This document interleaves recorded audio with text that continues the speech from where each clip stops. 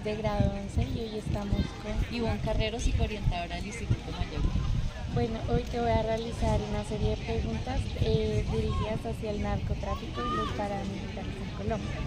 Bueno, en el momento que ocurrieron todos esos hechos de los paramilitares y la guerrilla y todo, ¿cómo viviste la violencia en esos momentos? Pues yo viví la violencia desde ambos lados, porque en mi pueblo hubo el flagelo de la guerrilla y el flagelo, luego de que la guerrilla estuvo ahí, el flagelo de los paramilitares. Entonces tuve como las dos caras, ¿no? ¿Y qué puedo decir de eso? Que de la guerra siempre va a ser un negocio para el Estado, ¿sí? Si no hay guerra, no hay negocio. Entonces, las personas, o sea, la sociedad es la que va a sufrir las consecuencias de la guerra. Entonces nosotros estamos inmersos entre pertenecer a un lado o no pertenecer al otro, sino en medio de esas dos barreras pues queda la población y nosotros somos los directos afectados de todo ese flagelo. Lo siguiente es cómo veías a los gobiernos de esa época, es decir, el de Belisario Betancourt y Virgilio Barco. ¿Sentías que ayudaban o empeoraban más la situación? No, yo creo que los gobiernos pensaron erróneamente que podían controlar, digamos, estas situaciones y esto se les fue creciendo, porque digamos que el tema de las guerrillas antes tenía un sentido social, ¿sí? O sea, había una finalidad, pero ya llegó un tiempo en que ellos empezaron a vivir de esa finalidad, entonces a no trabajar, a vivir de las vacunas, a vivir de todo eso, y lo mismo ocurrió con el paramilitarismo. Entonces digamos que fueron dos fenómenos sociales que en vez de en esas presidencias ayudar, se crecieron. ¿Qué opinas de la aparición de los paramilitares? ¿Crees que sí logró hacer su objetivo de frente a las guerrillas? Pues yo creo que ya fue una guerra de poder, ¿sí? Entonces tanto la guerrilla como los paramilitares buscaron hacer sentir quién era más fuerte, ¿sí? Y buscaron ganar territorios y dominar.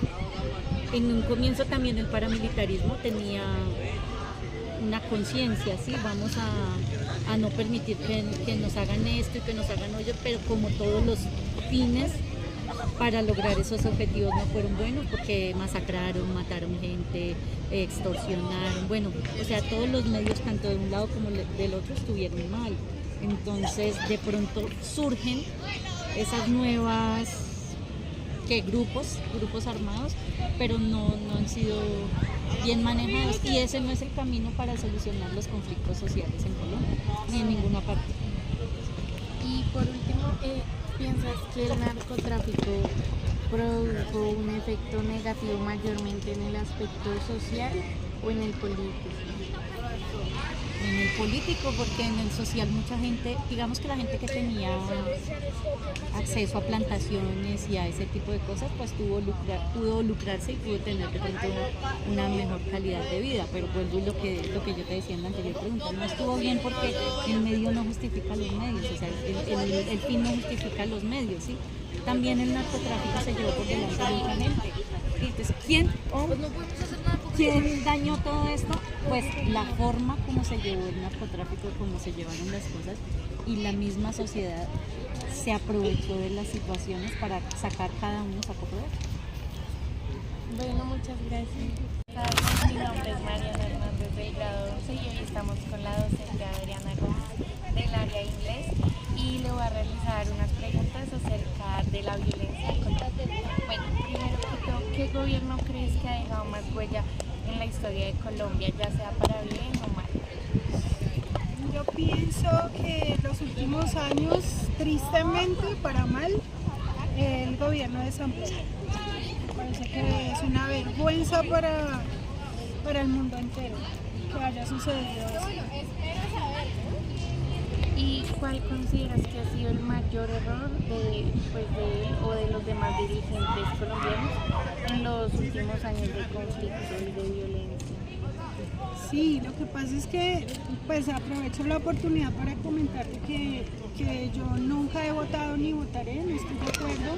La democracia suena muy bonito en teoría, pero en la práctica está visto que no funciona porque precisamente está la corrupción. Entonces siempre termina formándose corrupción. ¿Por qué razón?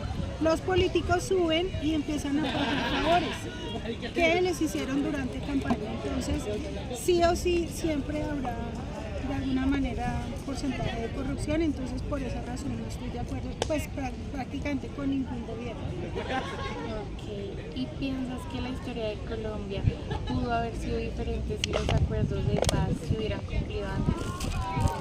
Los acuerdos de paz nunca se han cumplido realmente, ¿sí? La violencia sigue y sigue cualquier cantidad de subversión, o sea, al final eso, para mí no ha habido ningún cambio. Y por último, ¿cómo qué consejo nos darías a nosotros, los jóvenes estudiantes, sobre como la importancia de conocer como la historia o qué? Claro, eso sí es muy importante. Siempre cuando uno conoce su historia, pues entonces no repite los mismos errores, ¿no? Y sí, sería importantísimo y yo he visto que a esta generación le falta muchísimo de cultura en general. Y pues la verdad en los colegios tenemos la obligación de estar no únicamente enseñando cátedras como de ciencias exactas, sino también, ¿por qué no cada vez que haya oportunidad de estar enseñando también historia? Muchas gracias. Con gusto. Buenas tardes, mi nombre es Mariana Hernández de grado 11 y hoy estamos con Juan Sebastián y le voy a realizar una entrevista sobre los últimos dos gobiernos. Bueno, primero que todo, ¿qué diferencia notas o consideras que es relevante entre un gobierno de derecha como el anterior al actual y uno de izquierda, el cual está al mando hasta el siguiente año? Uno de derecha se centra como más en escuchar a las empresas, como al ejército, cosas así grandes. El de izquierda es todo lo contrario, pero también más que se centra en escuchar minorías, muy minorías, como los indígenas o algo así, personas que son tan minoría que deja como por fuera la gran parte también. Esa es la diferencia. Okay. Y en tu opinión, ¿cuál crees que fue el mayor acierto o el mayor error del gobierno pasado de Iván Duque? El acierto fue como lo de las vacunas en la pandemia y el error fue como manejó el paro, o sea, que hubo como violencia y se murió mucha gente.